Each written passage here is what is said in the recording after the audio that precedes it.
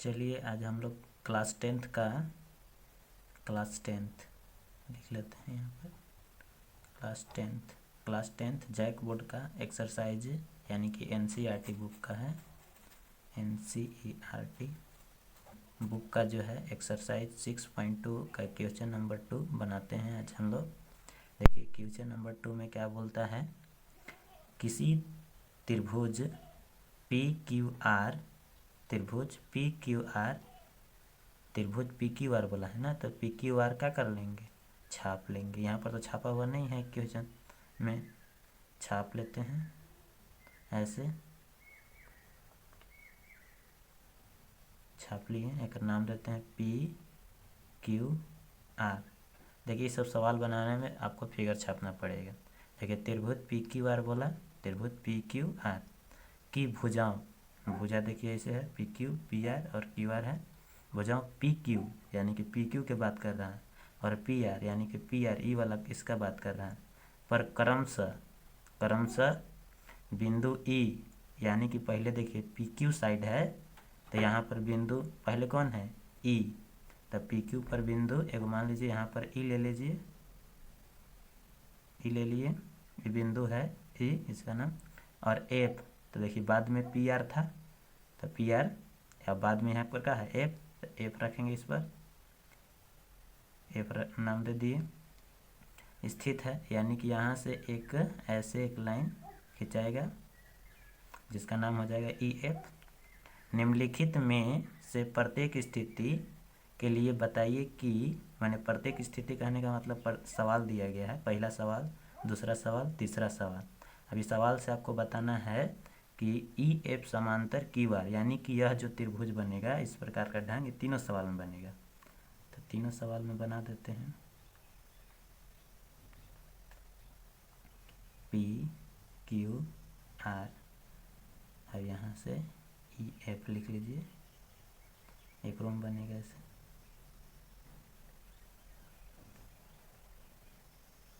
P Q R E F यानी कि बिंदु है, तीनों सवाल में बनेगा। ई एफ समांतर क्यू आर यानी कि सब सवाल जो यहाँ पर दिया गया है, सब सवाल में इस आपको दिखाना है कि ई एफ के समांतर क्यू आर होगा कि नहीं। अगर नहीं होगा तो नहीं लिखना है, अगर होगा तो लिख देंगे होगा। और यह कब होगा, जब थेल्स प्रमेय का रूल को फॉलो करेगा तबे ई एफ के समांतर क्यू आर। तो हम पिछला वीडियो में आप लोग के बताए थे, थेल्स प्रमेय के बारे में समझाए थे कि थेल्स प्रमेय क्या होता है, पी ई के बटा में ई क्यू होता है, और इधर वाला पी एफ के बटा में एफ आर होता है। यानी कि इधर का अनुपात और इधर का अनुपात दोनों आपस में क्या होना चाहिए, बराबर। यानी कि ई साइड का अनुपात और ई साइड का अनुपात दोनों आपस में बराबर होगा, तबे जो है ई एफ समांतर क्यू आर होगा। यानी कि अगर थेल्स प्रमेय का अगर रूल को फॉलो करेगा तबे आपको ई एफ समांतर क्यू आर होगा। अगर थेल्स प्रमेय का रूल को फॉलो नहीं करेगा जो, वो आपको ई एफ के समांतर क्यू आर नहीं होगा। ये बात आपको याद रखना है।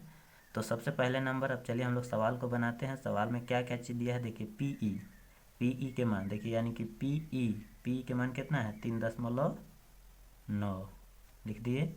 ई क्यू यहाँ पर देखिए ई क्यू का मान कितना है, 3। अब देखिए पी एफ यानी कि पी एफ का मान कितना है, 3.6। अब देखिए और एफ आर यानी कि एफ से आर यानी कि यहाँ से यहाँ तक की दूरी जो है कितना दिया है, 2.4। अब इसी को जो है हम लोग थेल्स प्रमेय का रूल को फॉलो कराएंगे। थेल्स प्रमेय क्या बोलता है उसको लिख लेंगे, यानी कि थेल्स प्रमेय से, थेल्स प्रमेय क्या कहता है, फिर से एक बार देखिए, पीई यानी कि पीई के बटा में क्या होगा, ई क्यू, पीई के बटा में ई क्यू बराबर। अब यहाँ पर देखिए पी एफ के बटा में क्या हो जाएगा, एफ आर हो जाएगा। क्या हो जाएगा, एफ आर, लिख दीजिए पी एफ बटा एफ आर। वैल्यू रख दीजिए, पी के मान कितना है, 3.4, और फिर ई क्यू का मान कितना है, 3। अब उसके बाद देखिए पी एफ का मान कितना है, 3.6 बटा, अब एफ आर का मान 2.4।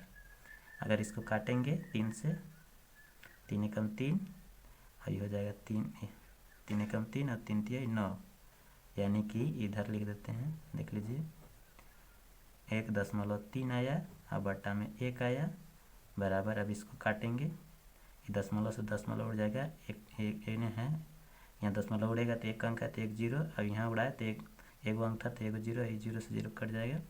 अब इसको काटेंगे 12 से, 12 दूनी 24 और 12 तिहाई 36, यानी कि 3/2 आया। तो यानी कि ई वाला देखिए इधर वाला साइड और इधर साइड दोनों आपस में बराबर आया, नहीं आया, यानी कि 1.3 बट्टा में 1 है और 3/2 है, तो यानी कि दोनों दूसर हो गया। जब दूसरा अलग अलग हो जाएगा तो यह आपस में क्या होगा, बराबर नहीं होगा। तो देखिए बराबर का साइन है, तो जब बराबर नहीं होगा तो ऐसे लाइन काट दीजिएगा। अब लिख दीजिएगा जब बराबर नहीं आया दोनों साइड आपस में, तो लिख दीजिए कि अतः ई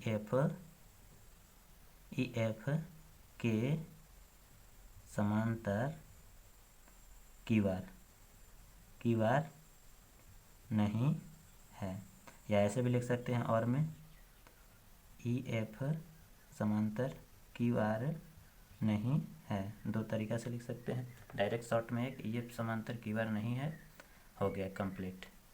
अब देखिए दूसरा सवाल ऐसे बनाना है, सेम टू सेम।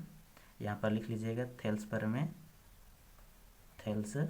में जब यहाँ दोनों आपस में बराबर हो जाएगा तब ई एफ के समांतर का होगा, क्यू आर होगा। तब देखिए पी के बराबर में क्या दिया है 4 और क्यू ई, यानी कि क्यू ई के मान कितना है 4.5। अब देखिए पी एफ के मान कितना है 8 और आर एफ के मान कितना है 9 दे दिया गया है। अब थेल्स परमे पर रूल पर बैठाइए, देखिए बैठाते हैं। थेल्स परमे क्या कहता है पी ई, यानी कि पी बटा ई क्यू, या क्यू ई भी लिख सकते हैं, लिख दीजिए क्यू ई जैसे यहाँ पर दिया गया है बराबर एफ ई, तो एफ और पी एफ लिख दिए, पी एफ है और फिर एफ आर है तो एफ आर लिख दीजिए। पी के मान कितना है 4 और देखिए क्यू नीचे बट्टा में क्या है क्यू ई के मान कितना है 4.5 बराबर पी एफ के मान कितना है 8। अब देखिए एफ आर के मान कितना है 9, या फिगर में भी देख सकते हैं पी के मान 4, ई क्यू के मान 4.5, पी एफ के मान 8 फिर 9। इसको काट दीजिए,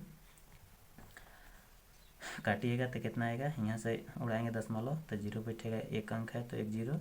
अब काटिए, यहाँ से दशमलव खत्म हो गया तो 45 हो गया, तो 5 से काटते हैं, 5 9 45 और 5 8 40, यानी कि 8/9 अभी तक कटेगा नहीं। अब इधर लिख दीजिए, यहाँ पर 8 बटा कितना आया 9, अब इन्हों 8/9 तो कोई से कटेगा नहीं 8/9, तो इधर लिख दीजिए 8/9। देखिए यहाँ पर 8/9 और इधर भी 8/9, यानी कि दोनों आपस में क्या आ गया बराबर। जब बराबर दोनों आपस में इधर वाला साइड और इधर वाला साइड का अनुपात जो है बराबर आ जाएगा, तब जो है आपका ई एफ के समांतर क्यू आर होगा। ये सब दिमाग में सेट रखना, देखिए ऑटोमेटिक अपने आप आ गया बराबर।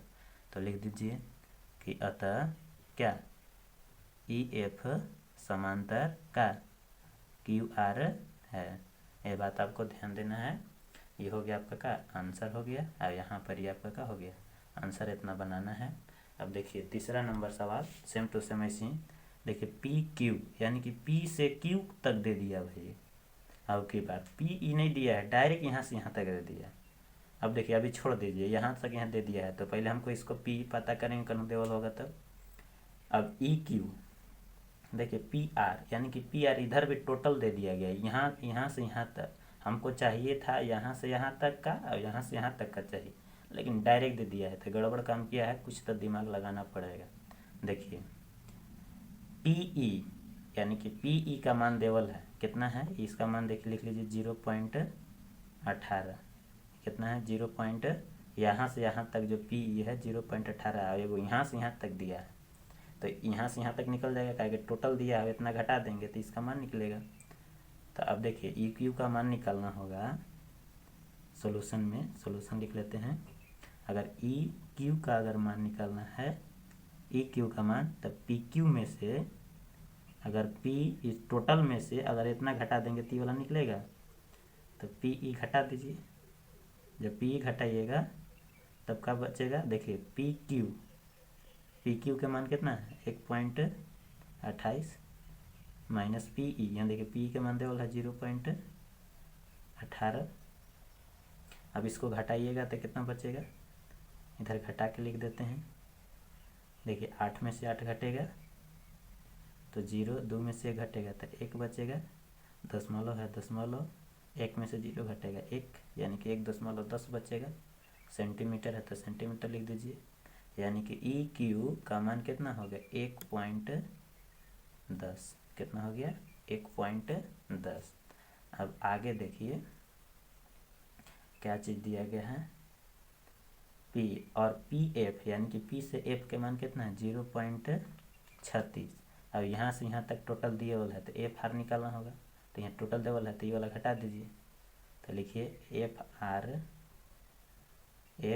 आर बराबर का हो जाएगा पी आर, अगर पी आर में से क्या घटाएंगे पी एफ, यानी कि पी, देखिए पी टोटल में से इतना घटा देंगे तो खाली बचेगा।